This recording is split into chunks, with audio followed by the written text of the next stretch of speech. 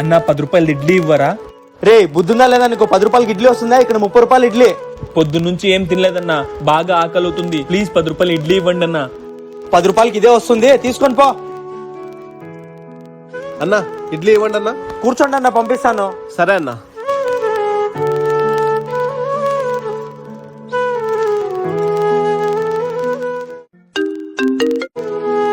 Hello, అవునా?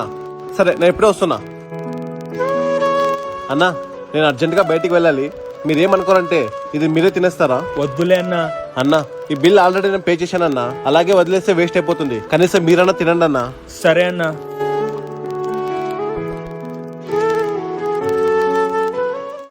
Please ఇవ్వండి అన్న. ఎక్కడి నుంచి వస్తారా మీరు? వెళ్ళరా.